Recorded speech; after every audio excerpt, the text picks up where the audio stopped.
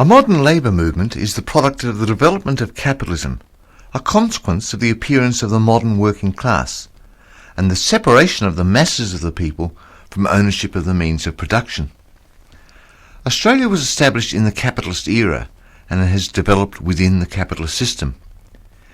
The immediate reason for the establishment of Australia was the overcrowding of British jails, but from the 1820s on, the demands of British textile manufacturers for Australian wool gave the impetus for capitalist development within Australia. The discovery of gold in 1851 had a profound effect on Australian development.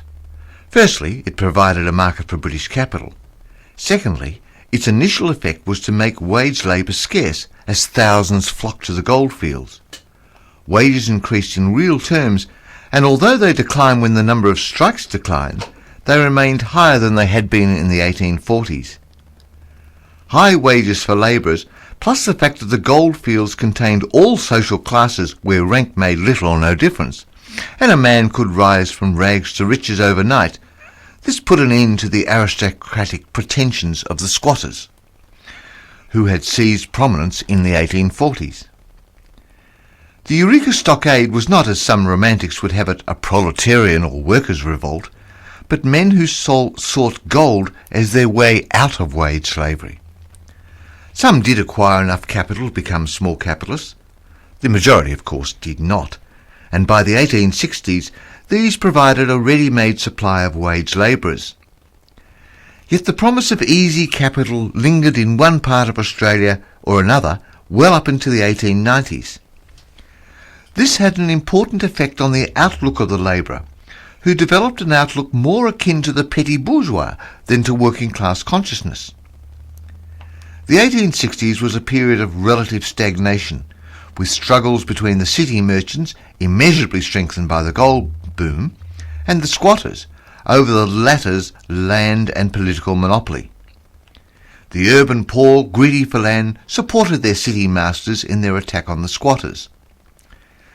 The Selection Acts of the 1860s was the direct outcome of this support, which aimed at the squatters' monopoly of the land, and promised the urban workers a self-sufficient farm of their own, a promise which in the main was not realised. During the period 1860 to 1890, often called the Long Boom, this saw a great influx of British capital into Australia in the pastoral and agricultural industry. Of much less importance were the investments in manufacturing, shops, mines, shippings and churches. The absence of large-scale manufacturing industry until a decade into the 20th century also kept the growing working class trapped within the mentality of the small proprietor. Added to this was the early growth of political democracy. By 1860, the Australian colonies enjoyed the secret ballot, manhood suffrage, though not women, and short regular parliaments, things which had to wait many years to arrive in the United Kingdom. This was won by the urban middle classes in their fight against the squatter-dominated parliaments, and required no development of class consciousness by the urban working class. The gold rushes had produced an egalitarian outlook and a degree of social mobility not found anywhere else in the empire, but it was not a socialist consciousness, but one which was accepted by the liberal middle class well into the 20th century. Indeed, the first Labour government of 1904 had a non-Labour Attorney General, despite the fact that Billy Hughes is qualified as a barrister. The Labour Party didn't consider it proper that anybody so inexperienced should hold such an august position. Such socialist ideas as existed were utopian, and popular books of the time were Edward Bellamy's book Looking Backwards, in which the hero awakes after 100 years' sleep to find himself in a perfect society. This, of course, avoided all the transitional problems. David Syme of The Age described himself as a socialist, while William Lane defined socialism as, quote, being mates. These socialist ideas were part of the largely pre-industrial environment in which they flourished. The enemy was not capitalism, but bankers and land monopolists.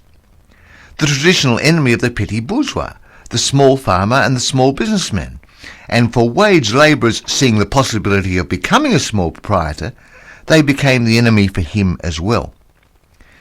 It's very revealing to look at the 1894 platform of the Labour Party, which shows clearly that although labouring men from 1840 to 90 were often working class, their consciousness was petty bourgeois. The rank and file opinion had been consulted on the policy to be adopted by the party. The order of priority was determined by exhaustive ballot, and at the top of the list came land value tax. Second was mining on private property, to ensure that the gold rush would never end. And third and fourth were abolition of the upper house and local government, both dominated by the landed interests. Sixth came call for a state bank to beat the moneylenders, and second last came the 8-hour day, the only working class reform which was amended 2 years later to, quote, where practicable, in order to secure the farmer's vote, end of quote.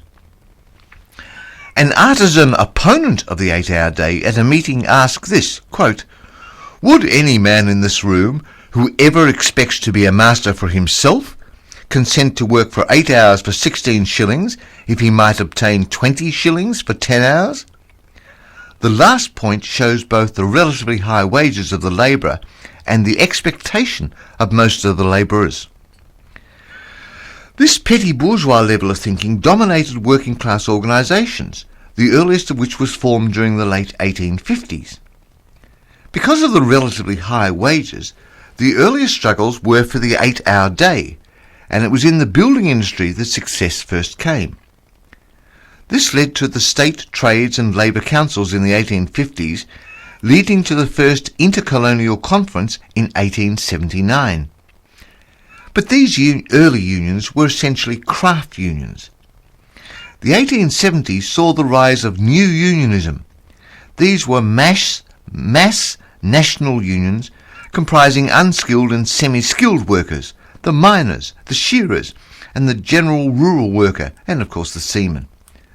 These were outside the ambit of the trades council centred in the city. These were the most proletarian elements in industries where capitalist ownership was far more concentrated, and capitalist exploitation was clearer than in the secondary industries where class distinctions were somewhat blurred. Even by 1891, only 25% of occupied workers in New South Wales and Victoria were engaged in small-scale manufacturing. It was these new unions that supplied the great fighting force for the strikes of the 1890s. The city unions were craft unions, little more than benefit societies, aimed at providing sustenance to ill or unemployed members. The typical unionist was a pillar of the community. The decision to build the Melbourne Trades Hall, for example, was largely because the delegates objected to meeting in hotels. It's also worth quoting the main objectives of the Lambing Flat Miners' Protection League. One was the promulgation of the Word of God. The other was to use their utmost energies to preserve order and to protect property and the rights of every individual, and to seize, secure and hand over to government authorities any thief, robber or ruffian who violates the law of the country. End of quote.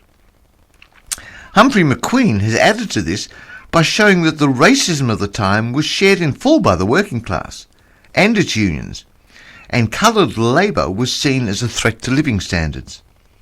This was not merely an economic consideration, but full-blown racism to non-Europeans, as a look at Henry Lawson will show, or as J.C. Watson said in 1901, he was the first Labour Prime Minister, quote, the question is whether we would desire that our sisters or our brothers would be married into any of these races to which we object.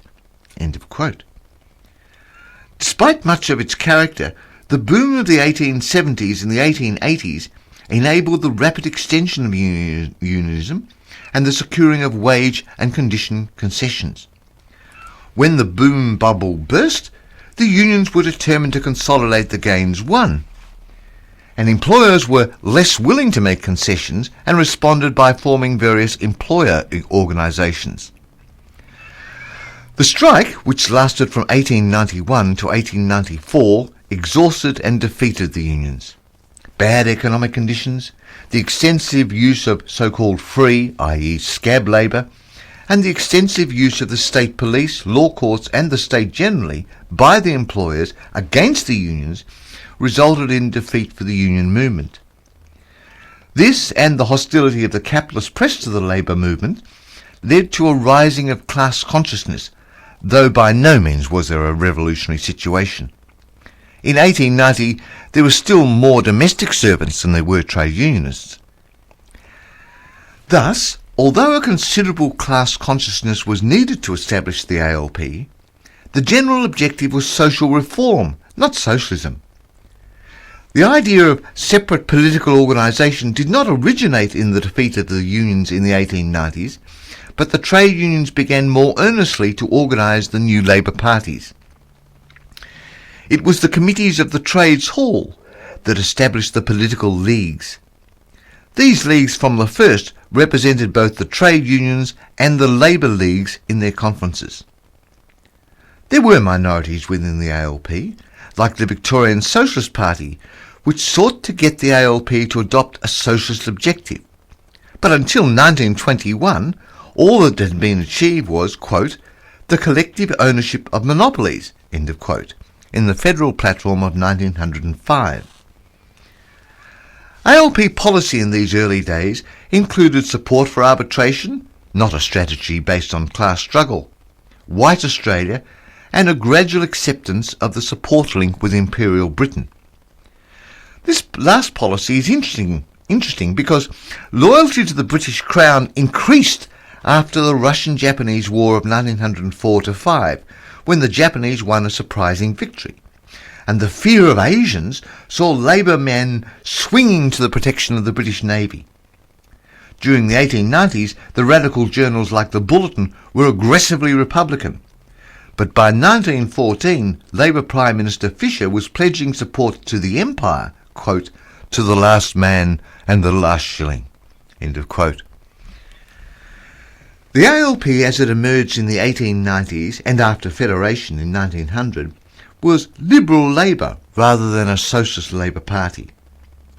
In policy, they differed from the Liberals largely in their enthusiasm with which they sought to complete the framework of capitalist democracy, and secondly by their acceptance of state amelioration of conditions as a philosophy, and not as the Liberals regarded it, merely as an expedient.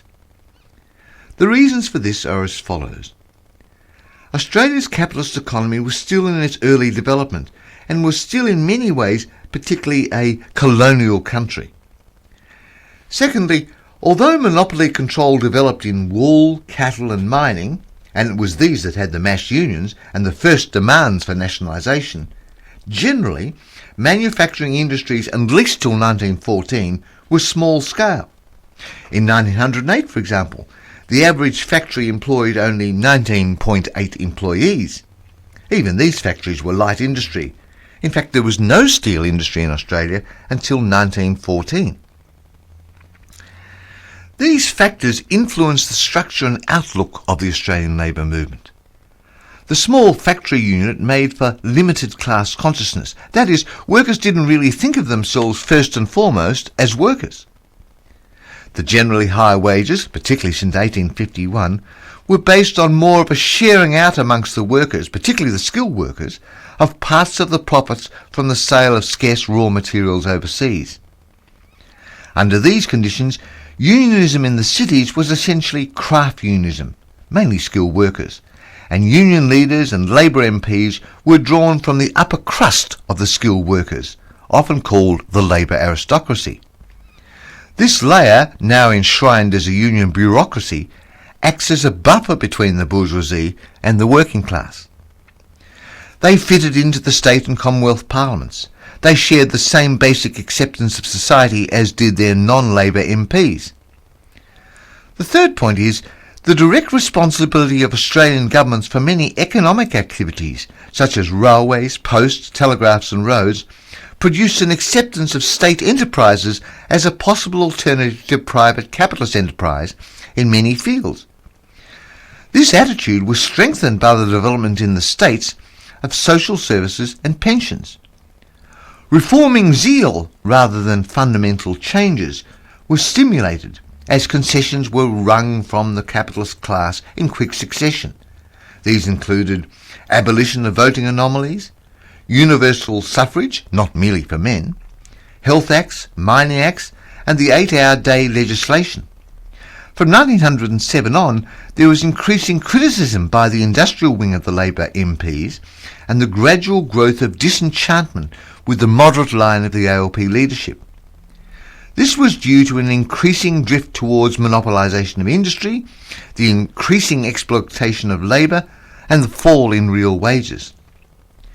Thus, we see in its origins, the ALP was not born a socialist party.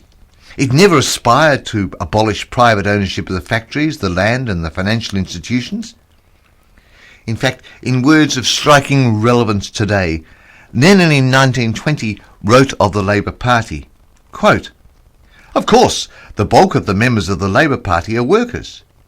However, whether a party is really a political party of the workers or not depends not only whether it consists of workers, but also upon who leads it, upon the contents of its activities and of its political tactics. Only the latter determines whether we have before us a real party of the proletariat. From this point of view, the only correct one, the Labour Party is a thoroughly bourgeois party, because although it consists of workers, it is led by reactionaries, and the worst reactionaries at that, who act fully in the spirit of the bourgeoisie. It is an organisation of the bourgeoisie which exists to systematically dupe the workers with the aid of the British Noskis and Scheidermans, who were notorious trade union bureaucrats." This was Lenin's speech on affiliation to the Labour Party on the 6th of August 1920.